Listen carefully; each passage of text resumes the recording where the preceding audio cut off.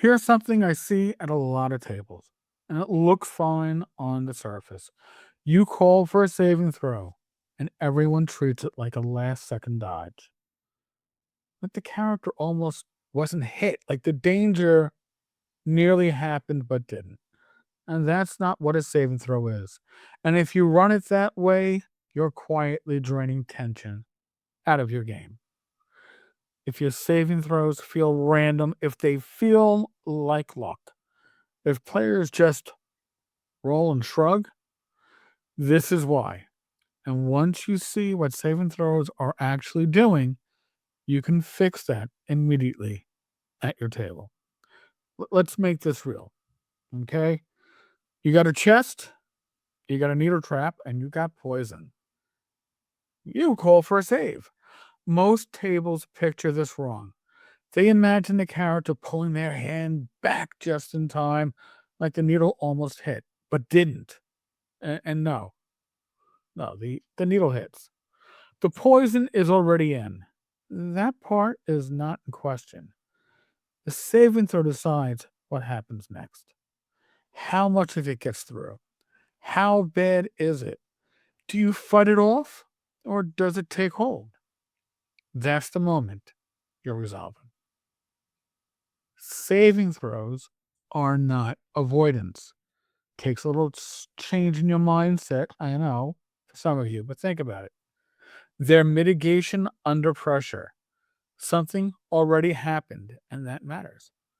The danger didn't miss you. It didn't almost not happen. You didn't change reality. It already landed. And now the saving throw decides what that means for you. Not whether you were hit, but how you come out the other side of it. And that's what's left of the player's control. And that's where the tension lives. Now, let's take something bigger, more expansive. The wizard drops a fireball. You call for saves. If you picture characters diving out of the way, you're running this like a modern system. Old school, the fireball goes off. The room fills with flame. Everyone in that space is in it. Now the saving throw matters. Because the question isn't, did you avoid it? The question is, how bad is this for you? Are you burned and reeling? Or barely holding it together? That shift right there is what gives the moment weight. And this right here, this shift is how you think about the game.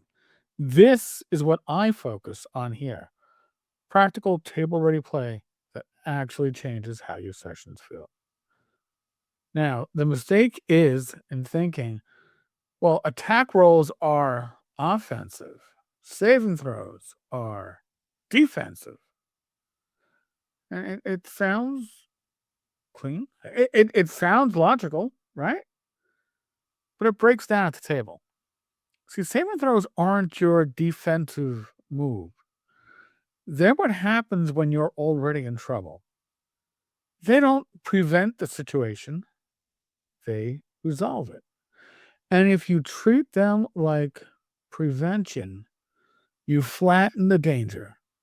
If you treat them like consequence, you sharpen it. See, now run saves this way and watch what happens.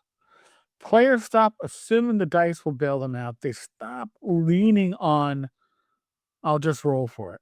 And they start thinking ahead. Let's check it first. Let's not stand there. Let's trigger it safely. Because now they understand the saving throw isn't protection. It's not some amulet. It's damage control. And once that clicks, play gets smarter. Now, I'm going to give you the bad table, good table. I know it's like bad cop, good cop, but bad version. Make a save. I passed. I made it. Okay, nothing happens. That's flat. It's got no weight. It's got no tension. It's kind of sad. Good version. The gas fills your lungs. Your throat tightens. Roll your save. See, now we're in it. Now the player feels it. Success? Well, you stumble back, coughing, vision slimming, but you're still standing. Failure? Well, now it escalates. Now it matters. Same mechanic. Completely different experience. Now, you might be thinking, what about dodging, right? What about breath weapons? And that's a fair question, right? Comes up a lot. Sometimes the fiction allows partial avoidance. But even then, you're not escaping clean. You're minimizing the outcome, not canceling it. The blast fills the space. The danger is still real. If your default is, well, you avoided it, you soften the world. If your default is you endured it, you sharpen the world.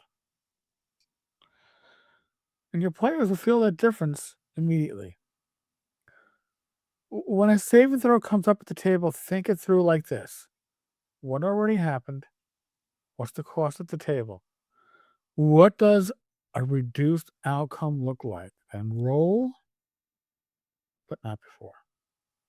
So, I'm going to include an index card as a pinned comment for you folks, but here's what this looks at the table. This is going to be on your index card. Something hits. Poison, fire, spell, breath weapon, whatever it is. You say what happened. Don't skip it. That's where the tension starts. And then you call for the save. Right away. If they pass, they're still in it. But they're holding on. It's reduced, not erased. If they fail, now it escalates.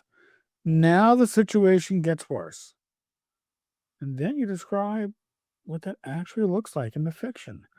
That's the whole flow. So why does this get missed? Because most modern systems train you to think in terms of avoid, negate, cancel. Old school play doesn't run that way. It runs on risk, cost, and avoidance or consequence. Right? You can avoid it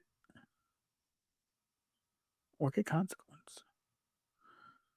And save and throw sit right in the middle of that. So next time you call for a save and throw, don't picture a dodge. Picture the character already caught in it. All right? And they're fighting to come out the other side. Run it that way, and your table gets sharper overnight. If this kind of practical table ready play is your thing, you're in the right place. Thank you, and God bless.